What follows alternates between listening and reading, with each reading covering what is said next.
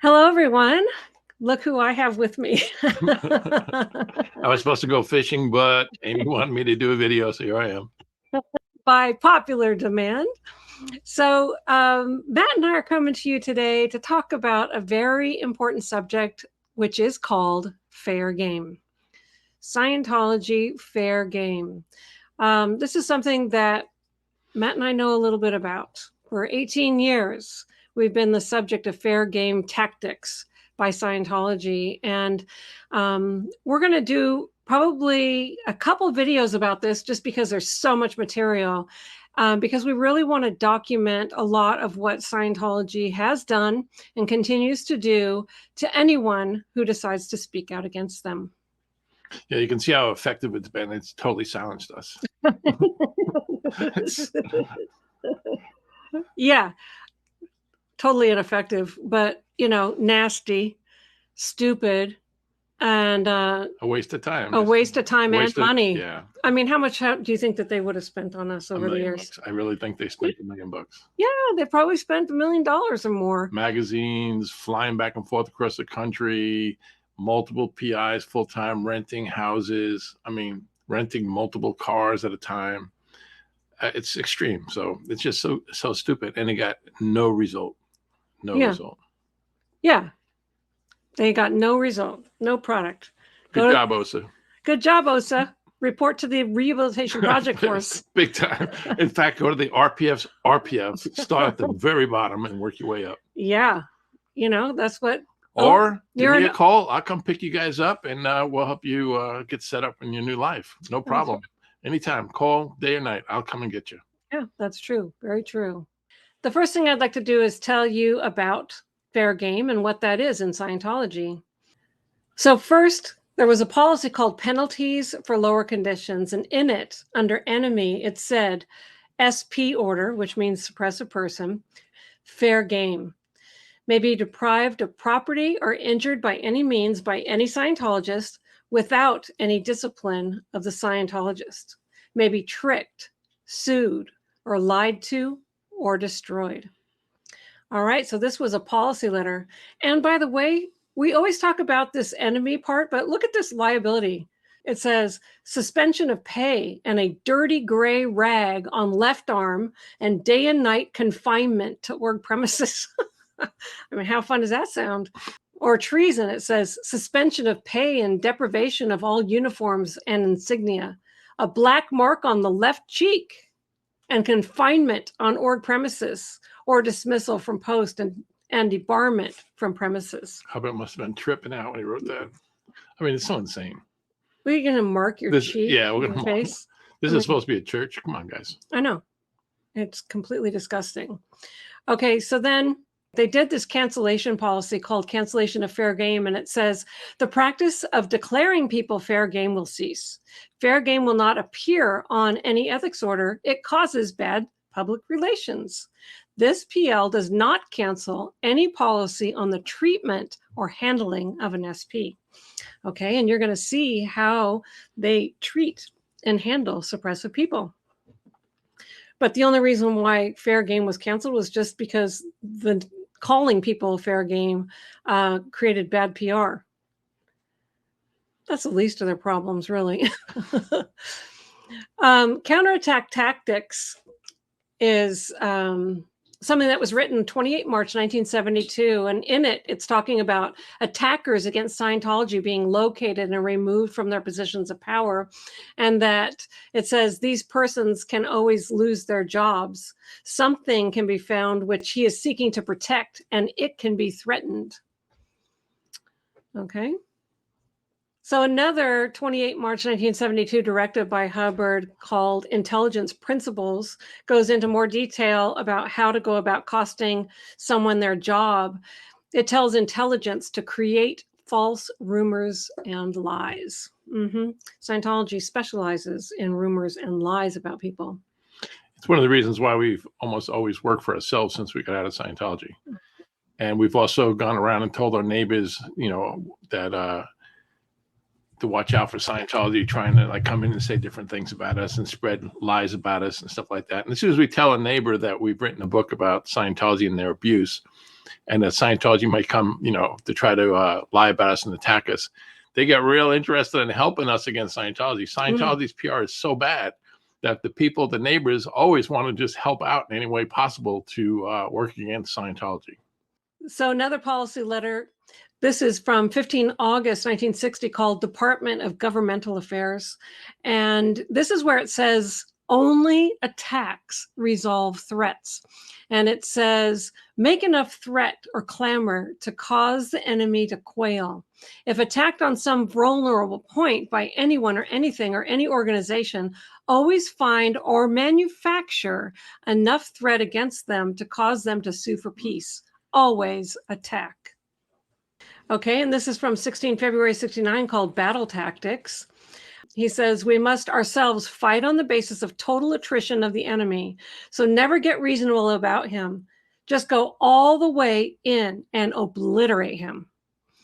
He makes the war costly to the enemy, not to himself. One cuts off enemy communications, funds, connections. He deprives the enemy of political advantages, connections, and power.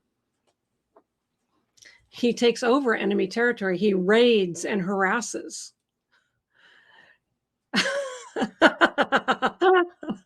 Okay, so this is David Miscavige. I don't know what happened to his mustache, but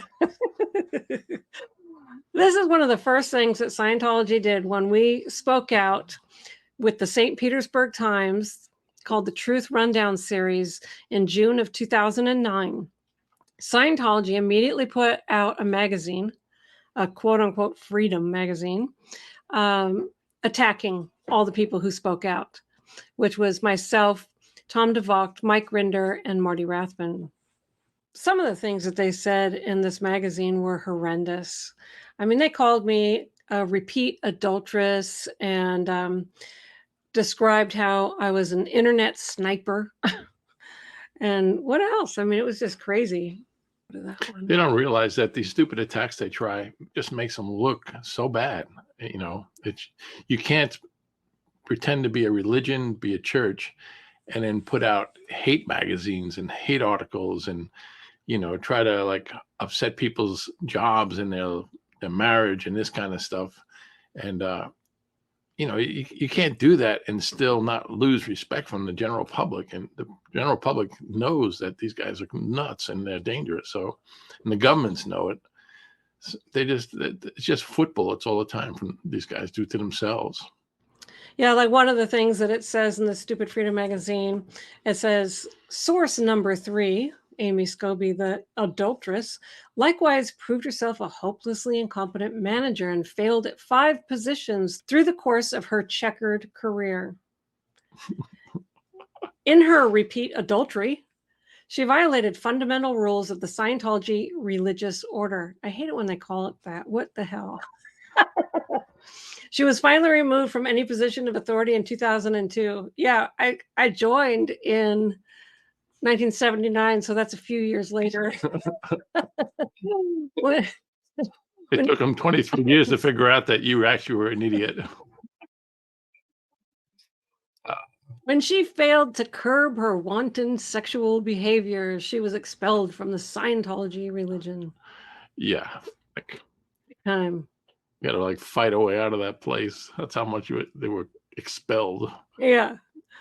When you did a search of my name, Scientology had it all set up so that this is what you saw when you wrote my name in Google. Amy Scobee, adulteress. And also another time when you do the Google search, the first thing, the top one is the truth about Amy Scobee, learn about anti-Scientologists. Combating bigotry, take a stand, or Amy Scobee, sex, lies, and 15 minutes of fame, or Amy Scobee, a biography on whoisamyscobee.com, which is a website that they own.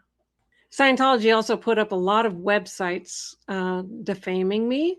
Like, for example, on their Freedom website, Amy Scobee, sex, lies, and the blogosphere, with this beautiful picture of me in a bathing suit taken by private investigator Dwayne Powell. Or this, Amy Scobee animation. Oh, if you would like your own copy of the animation, you can click here or download it here. Thank you for that, Scientology. And what the animation is it shows my feet, you know, walking next to the whale jumping. So you got to have that animation. So Yes. silly.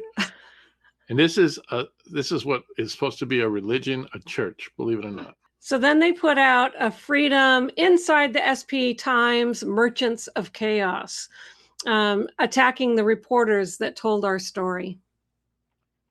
They also put out another freedom magazine, which is the Posse of Lunatics, because directly after the first series of articles with the Truth Rundown, they did another expose, which was strength in their numbers. And several more people came forward corroborating what the initial 4 people had been saying about Dave beating his staff.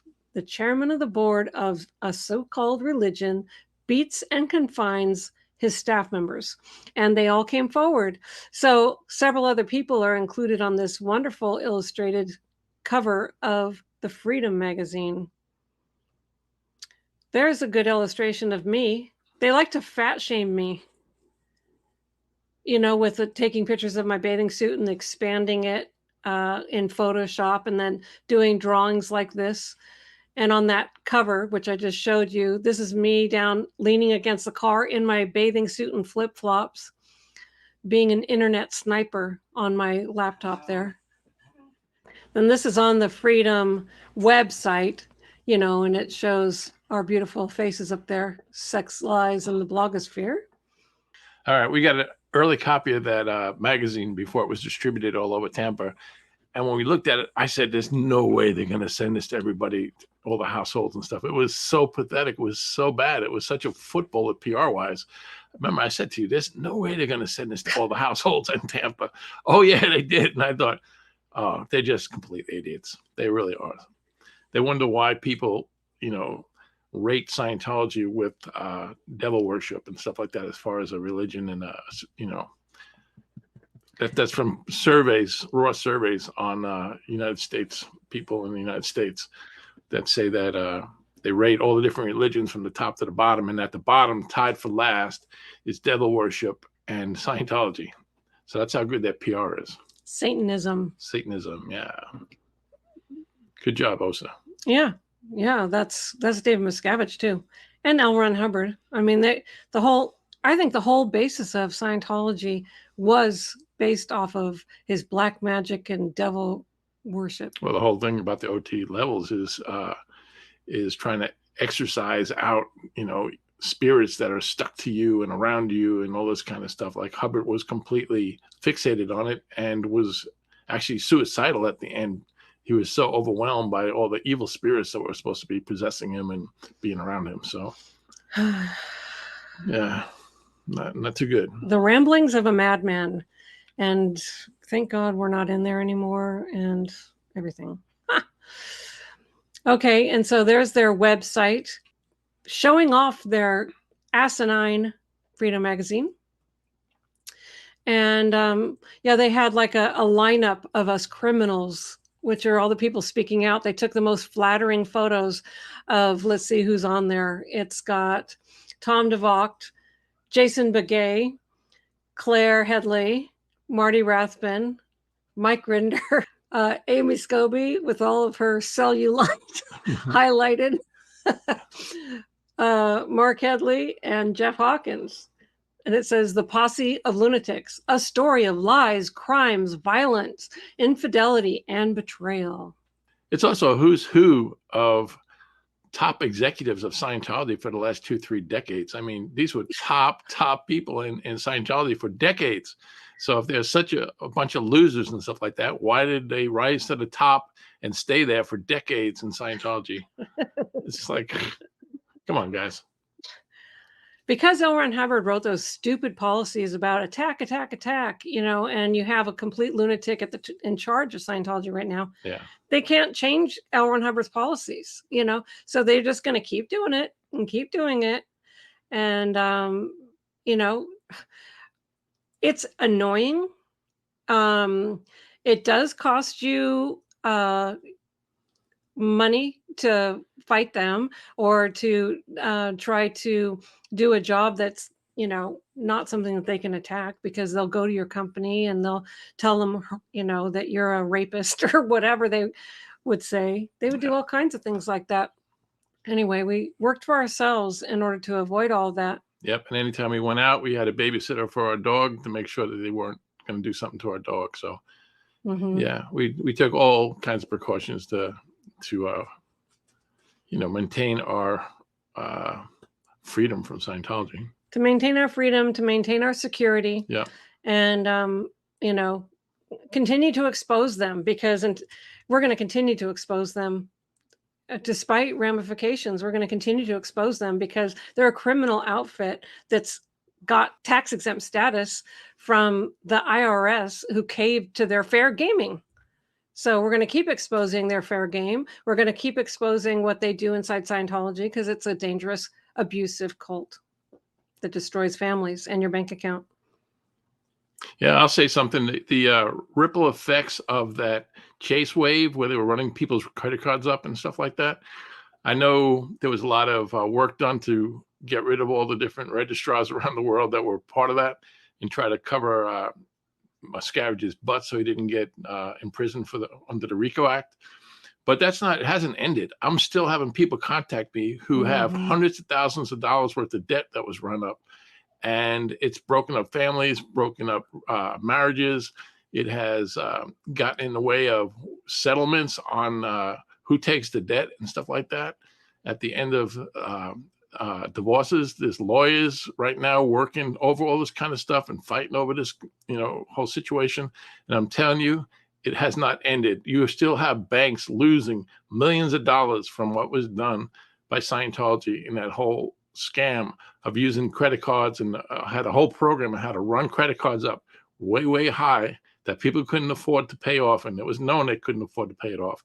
And the intention was to rip off the banks, and the banks were ripped off of many, many, many hundreds of millions of dollars.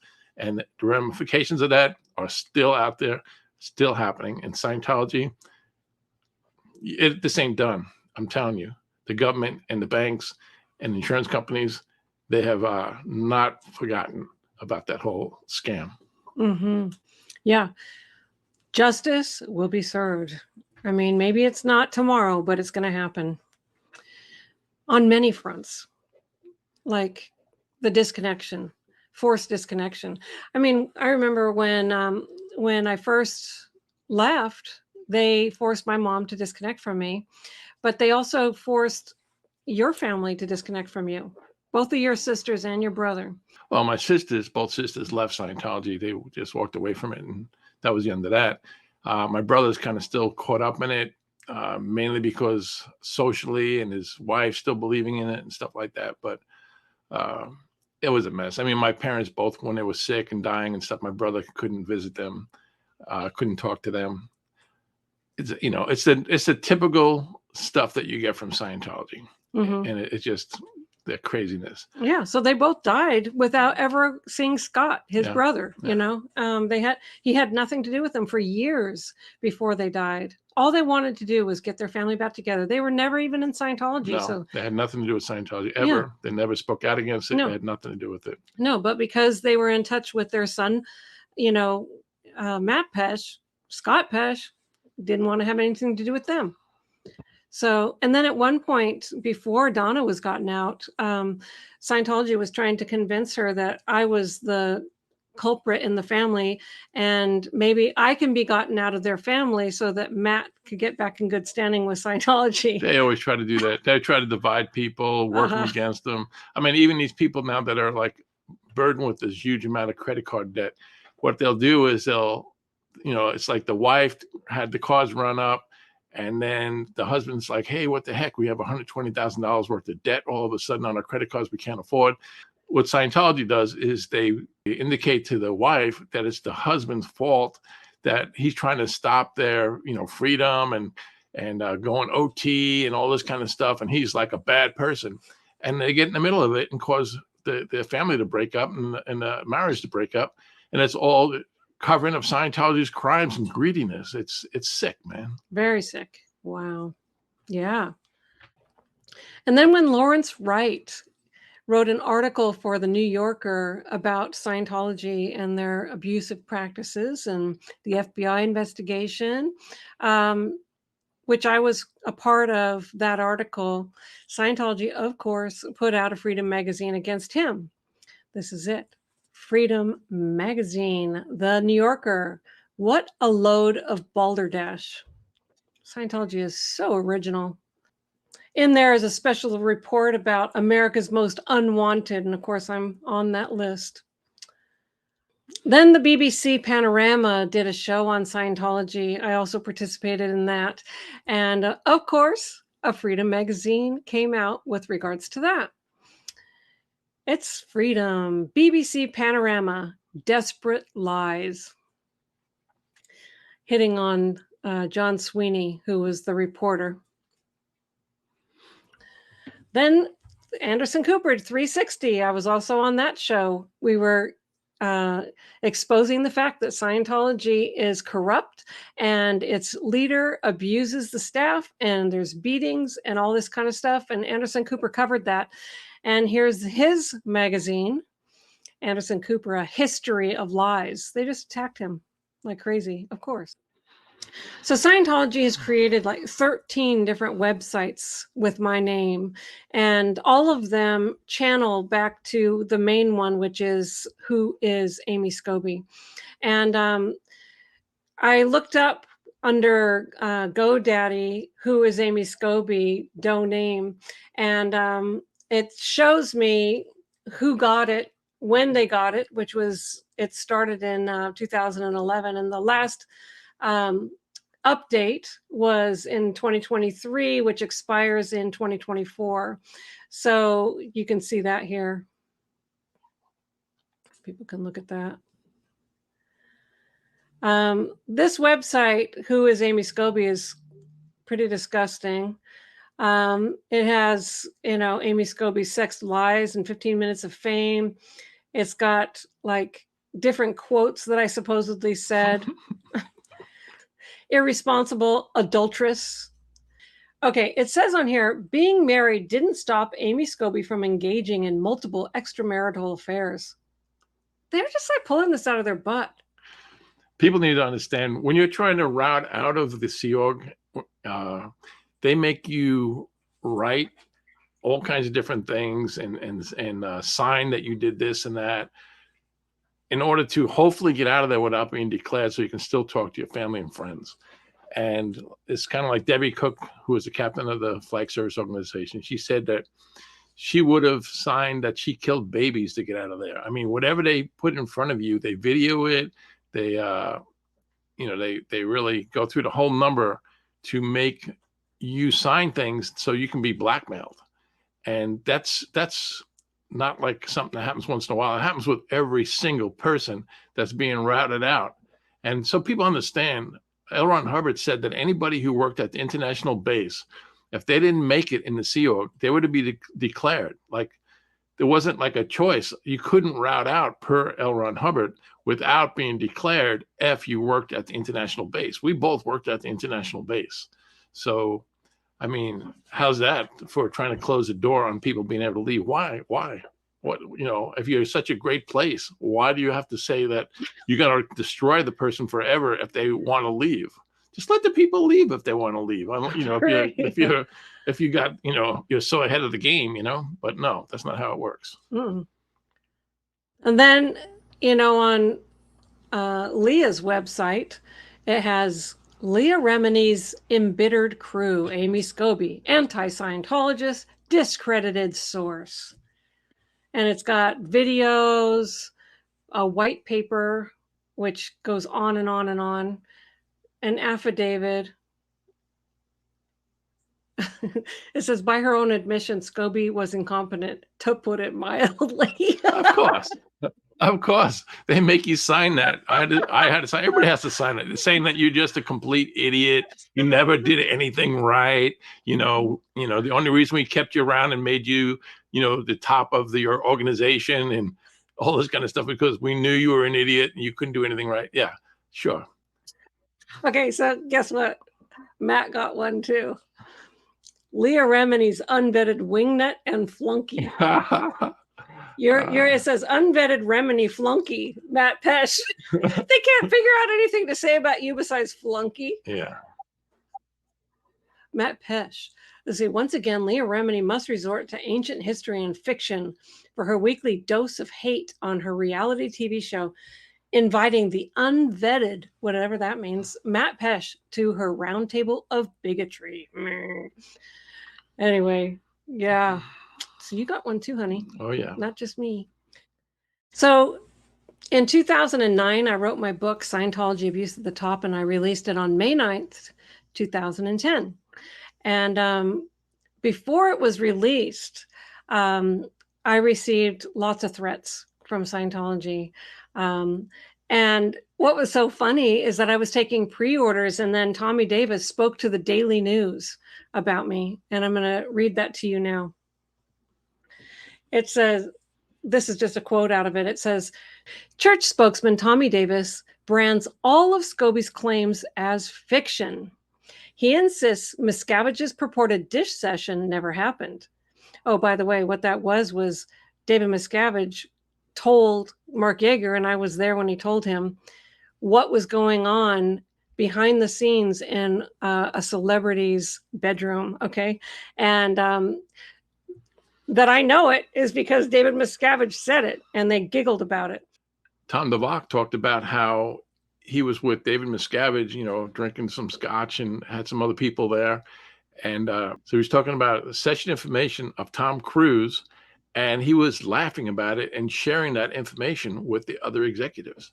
Yeah. So that's the true David Miscavige, his best friend. He's taken his most intimate information from his auditing sessions and using it as, party information, laughing about it and making fun of Tom Cruise. So yeah, he doesn't consider it priest-penitent privileged information.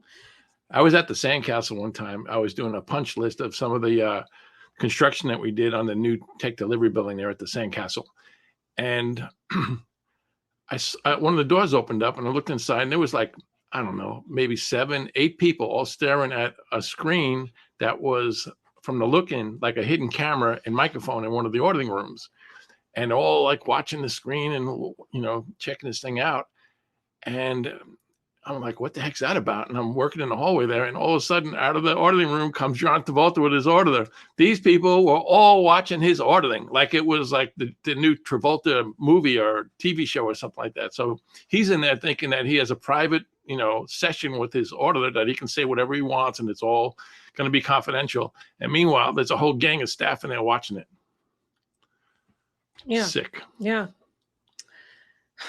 Anyway, look in, listen in, talk in, like your sessions are not private. Okay. And they are used against you should the need arise. It's all recorded. It's like they have the camera there, they have the microphone there, and that is being recorded. It's there. And it's not going away. It can be used against these people. Yep. So this is what it continues to say here. I'll read that again. Church spokesman Tommy Davis brands all of Scobee's claims as fiction. He insists Miscavige's purported dish session never happened. Nobody in the church has ever violated the priest-penitent privilege. Confidential files are held in the strictest confidence. Davis says the church is preparing a lawsuit against Scobee based on the disgusting allegations in her self-published book. Scobee was expelled after she admitted to 5 affairs outside of wedlock. Not true. A violation of her ecclesiastical vows, including one with a penitent she was supposed to be ministering to, Davis claims. Scobee, who is still married to that penitent. This is my penitent. I should get him a t-shirt that says penitent.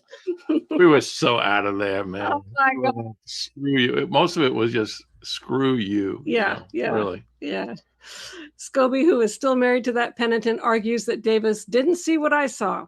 I wanted to leave. They tried to get me to stay. If confessionals are never violated, what's Tommy doing talking about my sex life? Mm-hmm.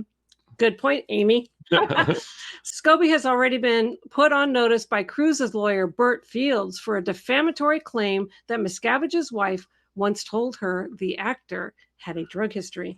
Okay, very interesting. Yeah, so let me see if I can share this. 1 second. I'm going to go out of this, and then I'm going to open this all the way up. Okay, so yes, Bert Fields, Tom Cruise's lawyer, Bertram Fields, sent me a letter, and it backfired so bad because we then posted his letter on the internet and it went viral. And I sold a whole bunch We of sold 400 books in one day. When that thing got posted, everybody wanted to know what Amy was going to say about, Tom Cruise. Tom Cruise. So there was nothing really in the book that really covered anything about Tom Cruise's drug history or any of that stuff. No. But just because they were fearful of it and they were trying to intimidate Amy with saying they're going to sue her, then everybody wanted to buy the book. So I remember we had to do all hands, basically, using your mom's help and everything else to try to get the 400 books shipped in one day. Yeah, it backfired. Yeah. So let's see if I can go like this. And let's see, I'm going to open Bert Fields' letter so that it's going to be a screen. So this is the letter right here. And this is what it says. Dear Miss Scobee, I represent Tom Cruise. I understand that you plan to publish a book that includes assertions about Mr. Cruise that are demonstrably false and defamatory. For example, your book claims that Mr. David Miscavige said that Mr. Cruise had a drug history. This is false. Mr. Cruise has no drug history whatsoever. He has never used illegal drugs of any kind. On the contrary, he has extremely strong anti-drug views. Your publishing the assertion that he has a drug history would be not only false and defamatory, but highly damaging both personally and professionally. Okay, all I said in my book was that Shelley Miscavige told me that if Tom Cruise hadn't taken certain drugs, then he would qualify to be in the Sea Organization because he really wanted to be a Sea Org member. Okay, so I put that in my book. That's what Shelley told me. So take that. I doubt that Mrs. Miscavige ever said any such thing, but even if she had, you're repeating that false and defamatory assertion by attributing it to her would still be libelous. Then he says, another example is the assertion that Mr. Cruise was given an ultimatum to choose between Scientology and Nicole Kidman. That too is false. He was given no such ultimatum. Nothing like that occurred, and Scientology had nothing to do with Mr. Cruise's divorce from Miss Kidman. Next, I understand that your book asserts that a Scientologist handling Mr. Cruise's finances was punished for losing him money. That never happened either. God, it's just like that never happened. So because you say it never happened, you think it just vanished. It never happened. Isn't that crazy? That's what Scientology does all the time. That never happened. Okay. It did too. Yes, it did. I was given responsibility of getting that person into the Sea Org so that he could be sent to the bilges on the ship and punished. The letter itself is such a football because it lays out all the things they're afraid is going to be said about Tom Cruise, about his drugs and his marriage and his divorce and, all the things that they're afraid that's going to be said in the book. Here's Bert putting it into a letter. And as soon as it gets put up on the internet, then the whole world gets to see all the things that Bert and Tom Cruise are afraid will be talked about.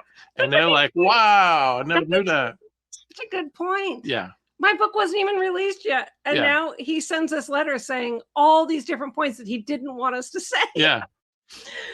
Well, it's like saying I'm being accused of being stupid and it's not true. And then you spelled stupid wrong. I mean, come on, guys.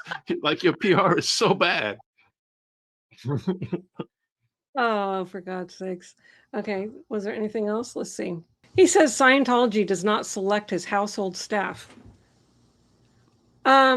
Hello, Bert Fields. That was my project. All I did was say what I did. Shelley Miscavige ran me on a project to go and find his household staff for Tom Cruise. I went into his house. I can describe it in detail. We hired staff for him. Okay. Scientology staff.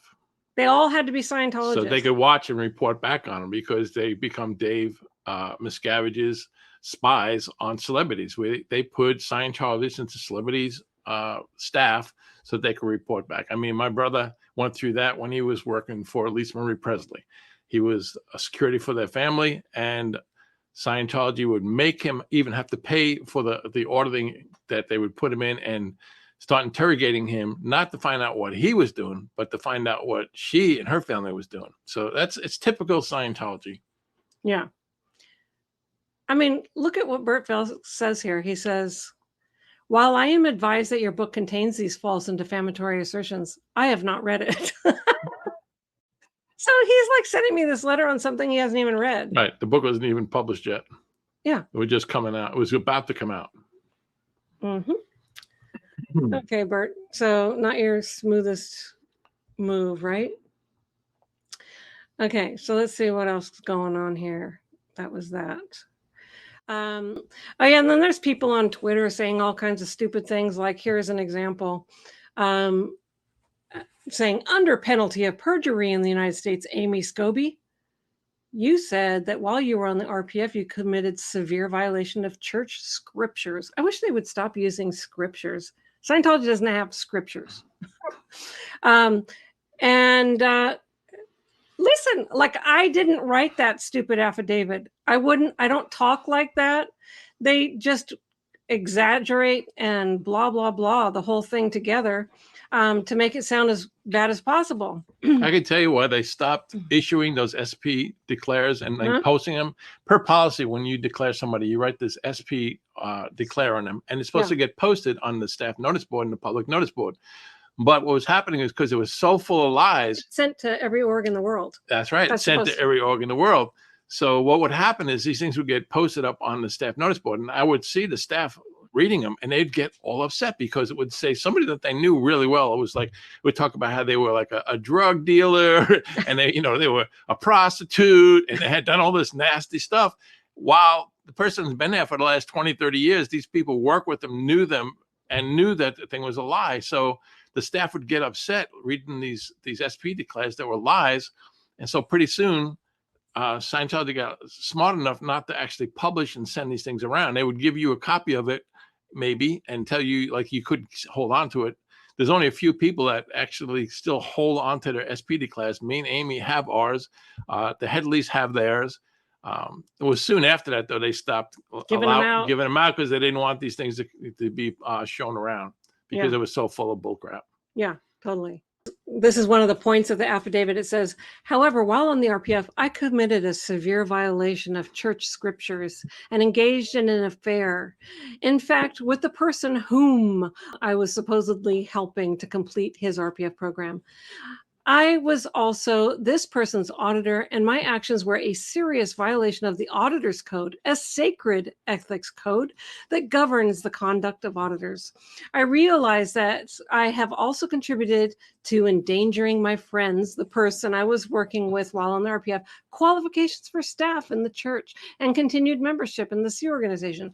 I feel that over my history as a staff member, I have created too much harm for the church and the people who work in it for me to be able to fully make amends for these violations at this time. I have thus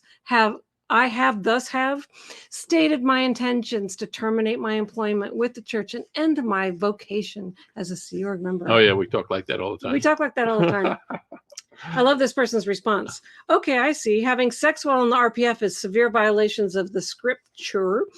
How long ago was this? And what kind of church would post this inter-church information on a public platform?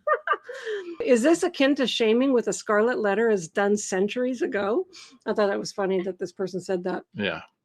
Okay, now they have what's called the Stand League. They have websites and they're all over Twitter or X, whatever you want to call it now. Bigotry and hate exposed, Amy Scobee, promiscuous, serial liar, so they're doing fair game. This is their fair game tactics. We had PIs on us. One of the first PIs that we found was Jeffrey Woodcock. He was tailing us. Do you remember that?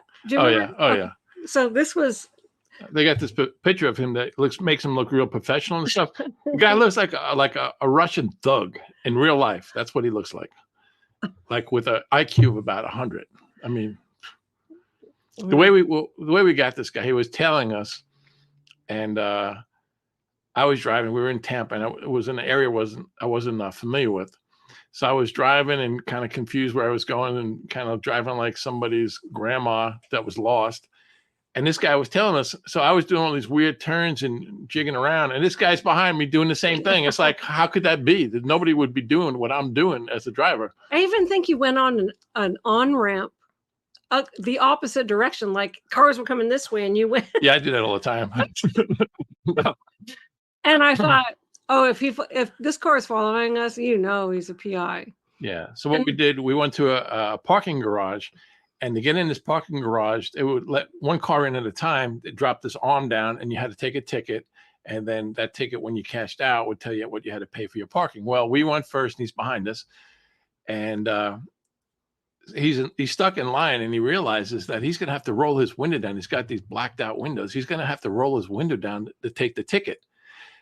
And his window rolls down. He's got the dumbest look on his face, and Avi's taking pictures of him. So he goes up to get the ticket, and he realizes he has to roll down the window in order to get the ticket. He starts rolling down the window, and I'm sitting there with my camera. And so like he rolls down the window this much, but he can't get his arm out there in order to get the ticket. So we got a photo of his face. I don't have a photo of that anymore, but we found out who he was. Yeah. And that he was a private investigator and stuff. So he was busted and probably taken off the case right away at that point. Yeah. That's the first one. And then, of course, we have Dwayne Powell. Dwayne Powell was on us for a long time. At first, he was this auction buddy. I don't call him a buddy, auction buddy, but he was going to auctions that I was going to. I could tell he didn't know what he was doing at the auction and stuff like that. He was goofy, but anyways, yeah, he was like totally out of place. I'm trying to get you. Yeah, and then he'd wind up, he'd try to like bid on something that I was bidding on, and I would get it to a point where you couldn't make a profit on it, and I would let him have it. But then he didn't want it. Like, so then he'd come to me after the auction. He goes, well, if you want that thing, you can have it. And I'm like, no, you did a really good job there, Dwayne. I'm sure you could resell that. So then it made him so he had to take this stuff, pick it up, and try to sell. He doesn't know what the hell to do with it. He would probably just charge Scientology for it. Yeah. So anyway, so those were a couple of the PIs on us right away. We had other PIs, like this is a guy that was sitting outside our house in Washington, and Matt went out and confronted him because he was sitting by the bus stop. Tell him about that. Yeah. So basically, the guy's sitting out there, and there's a bus stop there where all these young kids would get on the bus and come home and get off the bus. And, right across the street from our house. Yeah, right across the street from our house. So I went out there and I said, hey, you're not from this neighborhood. What are you doing eyeballing these kids, waiting here for these kids? And he's like, oh, I'm not here for the kids. And I'm like, okay. I've said, yeah, I think you are here for the kids, right? So I took my phone and I called the police department with him right there. And I said, hey, we got this stranger hanging out in the neighborhood. He's here by the bus stop. He's eyeballing all the little kids coming off the bus. And he's going, he just flipped out and he drove off. And that was the last I saw of him. But then the next day, a different PI shows up. In a truck. Yeah. So I walked out to him and I said, hey, can you give them a message from me? And he goes, gives who? And I said, you know who. I said, give them this message. I said, if you're still here within the hour, I said, I'm moving back to Clearwater, and they're not going to like it. I mean, they just spent all this time trying to chase us out of Clearwater. Now we're like all the way up by Seattle, about as far as you can get away from Flag and still be in the United States. And now I'm saying, well, you want to keep messing with me? I'm moving back right downtown Clearwater. Before I wasn't talking to the staff and public. I wasn't there for that. But I said, if I go back there, I'm going to do that. And you're not going to like it. And he disappeared, and that was the last time I had a PI sitting outside my house. Yeah. Yeah. I mean, they had PIs sitting. Well, I'll go through the list of the different things that they did, but because they had PIs outside our parents' house. This is just even recent. This couple on the right were photographing us at a barbecue, and the guy on the left was walking by and using his camera to photograph us. And so we had that PI activity. Yeah, just a few months ago. And earlier we had Scientology PI Dave LeBeau and his crew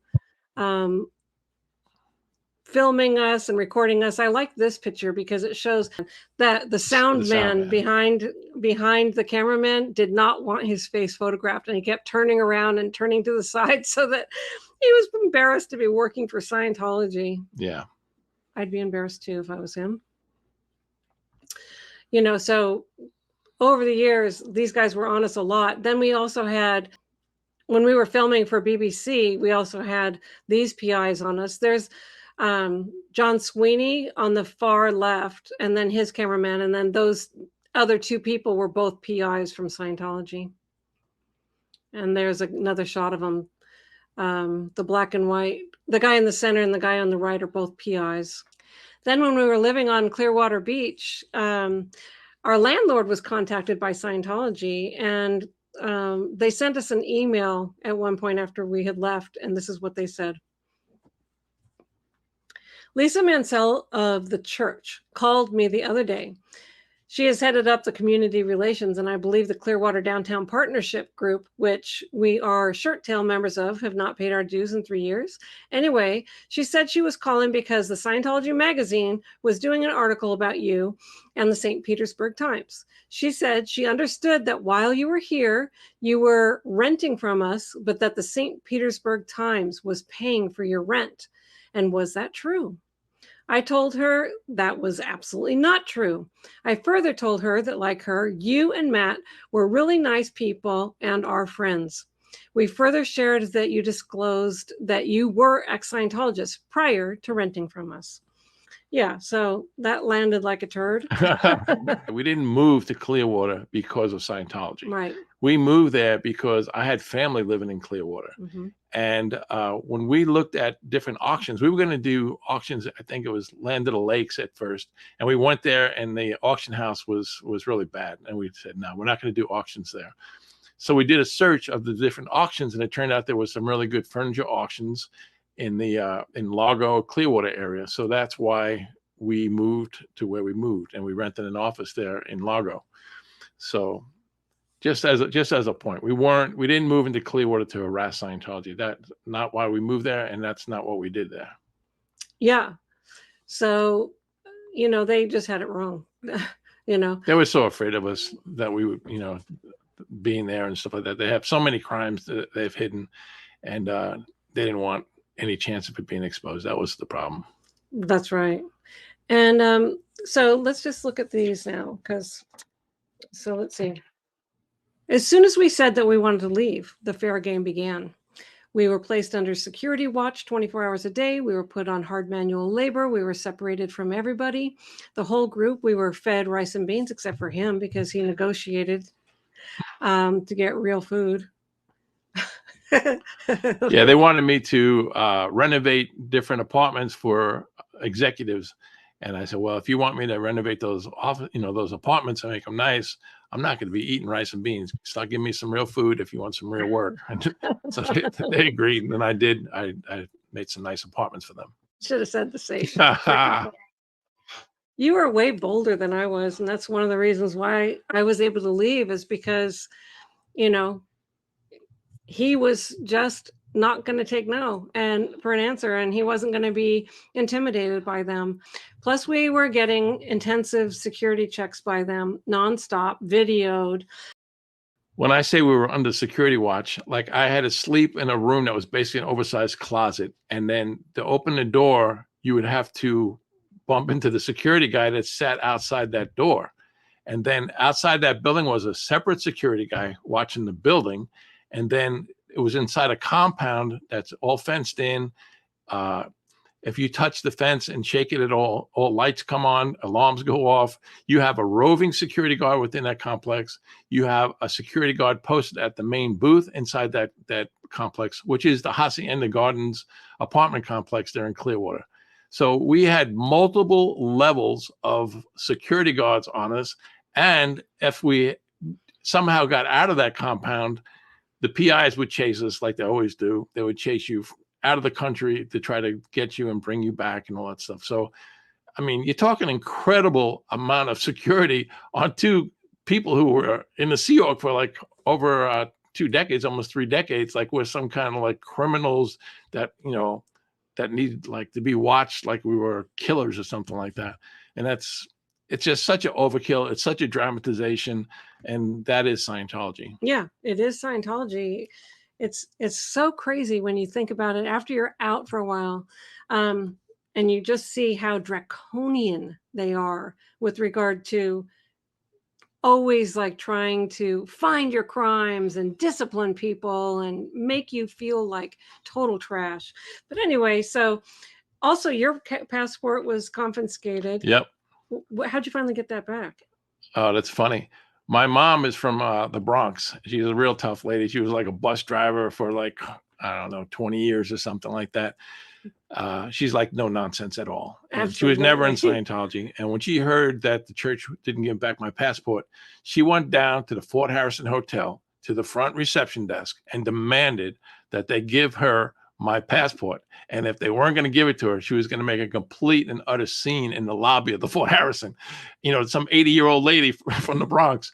So they hustled it up and got that passport and gave it to her to get her out of that building. Okay, let's see.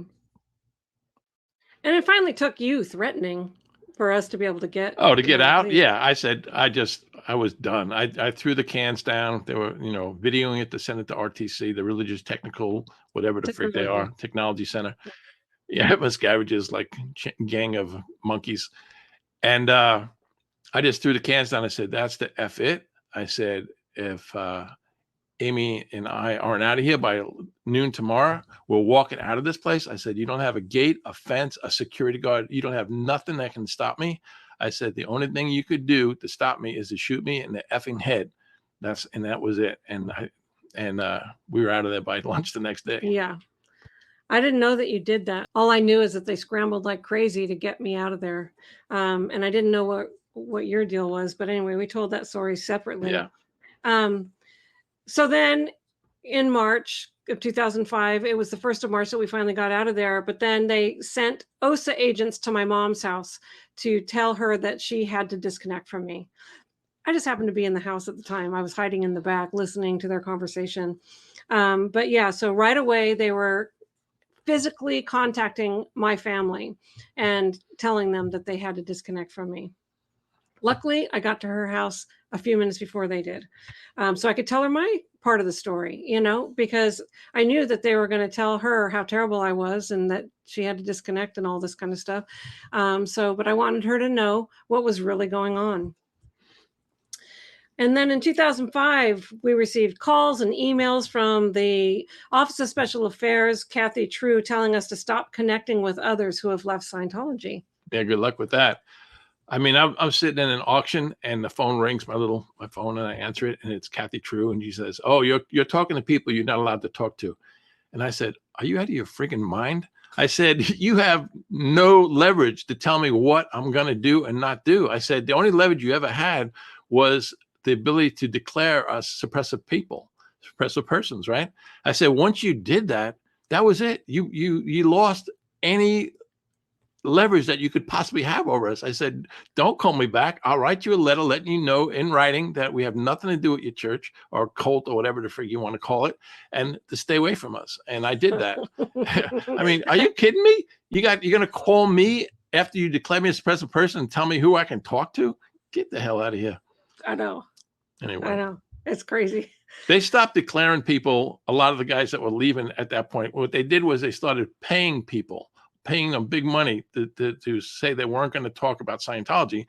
And then they would make them a payment, like every 6 months, they would give them a payment as long as they kept their mouth shut. So instead of trying to put them under SP declare them, they were trying to hold on to and keep people quiet. They were leaving international base by feeding them money on 6 month basis. I never heard about this 6 month thing. Yeah, I did. You did? Yep. So, that was the strategy, and the whole thing changed after that because they found out that it was really a bad idea to declare people suppressive persons in an effort to make them shut up and not talk about what they were witnessing of David Miscavige and the crimes of Scientology. They were much better, to try to use money and legal and stuff like that at that point. Okay. And then Amy and Mat wrote a letter to OSA letting them know that they had no desire to get back in good standing with Scientology and wanted no further communication from Scientology. And that was in 2006. So between 2006 and 2007, my mom was put through interrogations about me and my activities. And she told them, I'm not going to sit there and rat on my daughter. Like, she's going in on confessionals and she can't get out until she says what she knows about me. It's ridiculous. So then they start, abusing family members in order to get information on their daughter or their son or their spouse, whatever. She was given the ultimatum that she had better formally disconnect from me or get declared as a present person and therefore lose her husband, who was still a Scientologist. I mean, how is that for a choice? She's living with her husband. She's married for 35 years. They have 2 dogs, a house. He is the support person in the family, or your daughter that you had as a baby. So you make a choice. Anyway, that killed her. It was terrible. So in 2007, my mom did disconnect from me under complete protest because of that. We talk about that in Scientology in the aftermath because it was horrendous. And she was in hospice fighting Scientology's disconnection policy. But luckily, we got back together and I got her husband out of Scientology. And that was a very happy day and very, very happy family reunion. Yeah. Between 2007 and early 2009, there were several indications that OSA had PIs monitoring our whereabouts. Because my mom and I would sneak seeing each other, and OSA seemed to know every single time because her husband, Mark, was being asked repeatedly by the Office of Special Affairs if we were seeing each other. We also had friends working for OSA that were trying to get us to stop speaking out and stop being on the forums where ex-Scientologists were because there was too much bad, it's called N theta, too much negative talk about Scientology was on there. Okay, so between April 2009 and January 2010, threatening calls from OSA Int were made to my stepfather, Mark Elliott. Donatella Kavanagh from OSA Int made 6 threatening phone calls to him, and I've got the dates. April 10th, 2009, June 30th, 2009, July 21st, 2009, twice, September 23rd, 2009, and January 11th, 2010. Those are per his phone records. In June 2009, after moving to Clearwater Beach to be close to Matt's family, we were both overtly followed by PIs, sometimes several at a time, virtually everywhere that we went for the entire 9 months that we lived there. And if we got in an airplane to fly to Seattle to see Amy's family, they got on the airplane with us and they try to harass us in the airports. And then when we got to Seattle, they would do the same thing. They would be contacting Amy's family who were never in Scientology, trying to harass them. They would follow us every place, very overtly. They had their car right behind the car we were in. It was just stupid. Yeah. So, just such a waste of money. Right. I remember one time we went to visit family and we went out to Chelan, which is in Washington State, to visit my uncle, and they were following us there. It's like this far out, it's like a 2-hour drive. Yeah. Through the mountains and stuff. It's like they followed us all the way there. And while I was there, I received a phone call from inside my Clearwater office, which meant that somebody was inside my office using my phone to call me, and they hung up as soon as I picked up the phone. And I checked with the operator, and they said that the person had to be inside using the actual phone of my office to make that call.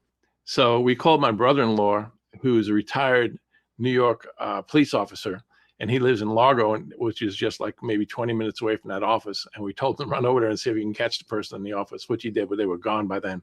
But I wish we would have caught him. That would have been amazing. Yeah.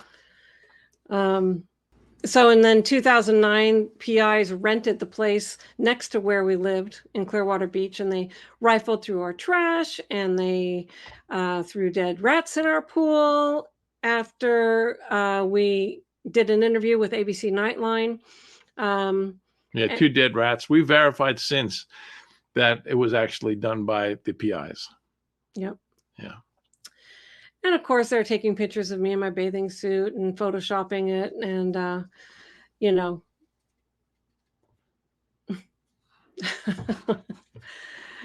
Anyway, let's see. So when we went to Washington to visit, they were with us the entire time.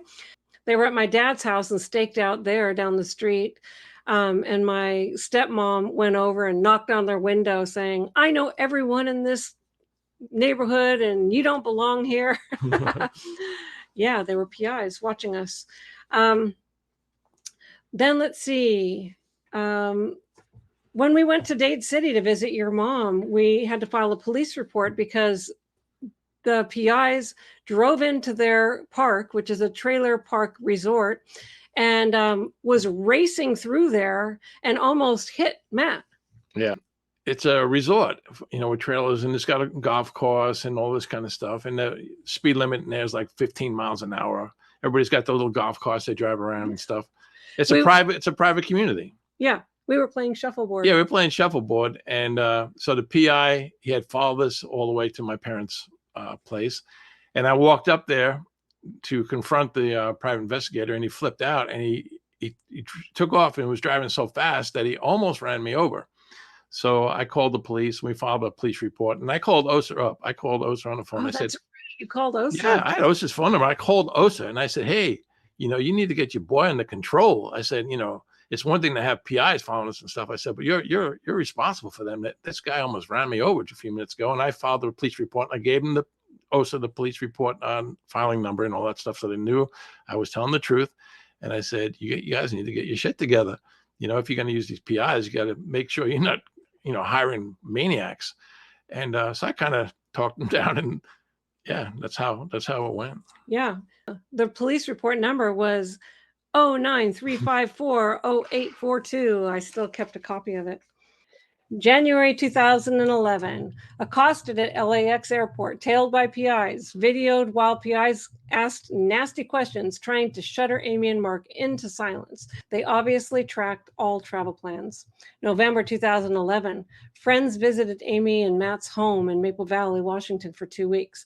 PIs were stationed just off the driveway, monitoring their activities during this time. When guests returned home to LA, there was a PI there asking them to meet and find out about Amy and Matt. I remember that too. Yeah. 2017 and 2018, OSA provided A&E with false information regarding Amy and Matt in an attempt to discredit them as speakers on A&E's TV show, Scientology in the Aftermath. 2017 to present, there are numerous Twitter accounts that attacked Amy Scobee and her character. Amy got one taken down by Twitter as they were claiming to be Amy Scobee, still in existence, attempting to discredit and silence myself and my husband. And those exposing the crimes within Scientology include the Stand League, Truth Newsroom, Expose Network, 30 plus accounts, which I'm blocked from, so I'm unable to defend myself in what's being said.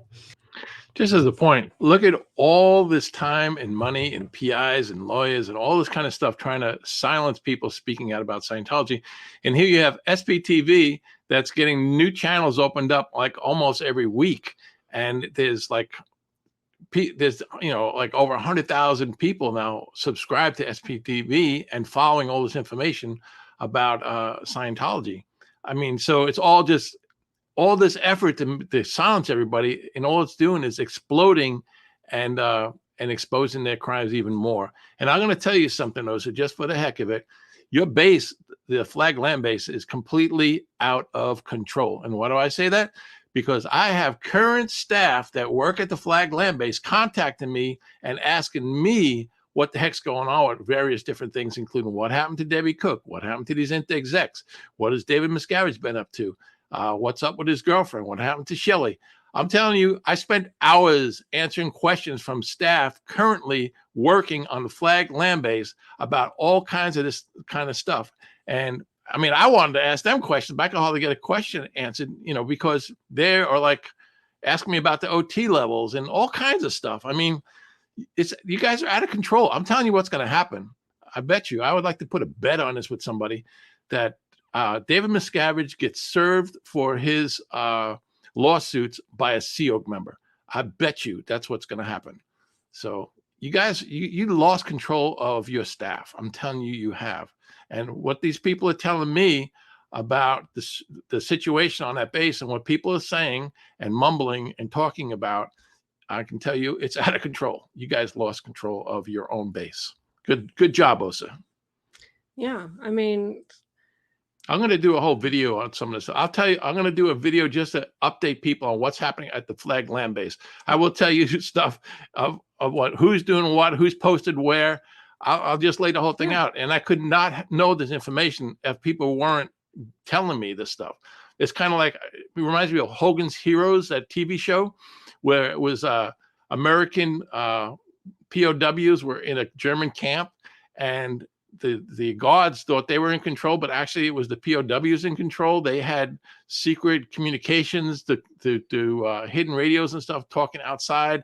They had tunnels on how to escape out of the compound to get information, to give information. That's the Flag Land Base. That place is wide open. These staff and this are aware that the place, Miscavige, is off the rails. And they want to know what the heck's going on, and somebody's going to do something about it. I mean, it's not me. I mean, I didn't reach out to them. They're reaching out to me. So, multiple people. I'm talking multiple people, and those people are connected to big groups of people inside. And good luck, Osa. Good luck, Miscavige. You are in deep doo-doo. I'm telling you, you are in deep doo-doo. That's my word of the day. Okay. Well, yeah, I mean, David Miscavige is going to lock every door. I mean, how much can you lock people down? So just back on fair game again, like here's an example of why Scientology should not have tax exemption. Like one person left the Sea Org, his name was Pat Broker, and they put 2 private investigators tracking his every movement for 24 years for a total of $12 million. And that was all fully documented because they complained when their funding was cut off. They went to the press. Yeah, somehow their funding wasn't covered for a few weeks. They got so upset they ran over to the press to say, to spill the beans. Yeah, and so that they got paid again. Yeah, so that's what Scientology is spending $12 million on of tax exempt money. Also, like Dwayne Powell, who was a private investigator on us, a covert private investigator, went on to be the private investigator over Ron Miscavige Sr., David Miscavige's father. And he was getting $10,000 a week by Scientology. And when the police checked him out, they found that he had all kinds of ammunition and guns in his vehicle, including an illegal silencer. I mean, do you really need a silencer and all these weapons to track around David Miscavige's father? What the heck are you doing, dude? Yeah. So he was arrested and, basically confessed that he was a private investigator for Scientology, watching David Miscavige's dad. It's like I called Osa. I told him, man, you can't be hiring these maniacs to represent, to be your private investigators. Get normal people. You keep hiring maniacs, and it's just going to come back on you. And that guy was another great example of that. Yeah, absolutely. Anyway, that's our first video on fair game. It is a subject that is alive and well in Scientology. It's something that we've experienced for the last 18 years. And, until Scientology is shut down as a criminal organization, I think it's going to continue because L. Ron Hubbard laid it out, and it's what they do. Oh, so you got really 2 choices. Call me and I'll help you get out of there and start a new life, or route yourself to the RPF, because when the shit goes down, you guys are going to get caught in the middle of it. Okay. And with that, signing out. With that lovely message. More later from the Queen BSP and her husband, Honeybee. Honeybee, oh yeah. Okay, bye for now. Okay, so I told Amy if she wants me to miss a night of fishing, she needs to throw a commercial in here on why people should buy her book, and they should subscribe to her channel, and they should hit like on this particular video. And I'm gonna release some crazy stuff to you guys soon, man. Okay, well, here, I'll throw up some banners. Order my book, Abuse of the Top, by going to my website, scobee-publishing.com. And so you can buy merchandise at my store, which is amy-scobee-shop at fourthwall.com. And if you subscribe to my channel, it's Queen BSP. And I don't know if there's anything else. Oh, here's your famous saying. With Scientology, it's always worse than you think. That's my quote of the day. That's my quote about Scientology. It is. Yes. Well, thank you for watching. Please like and subscribe, and we'll see you later. Bye-bye. Bye.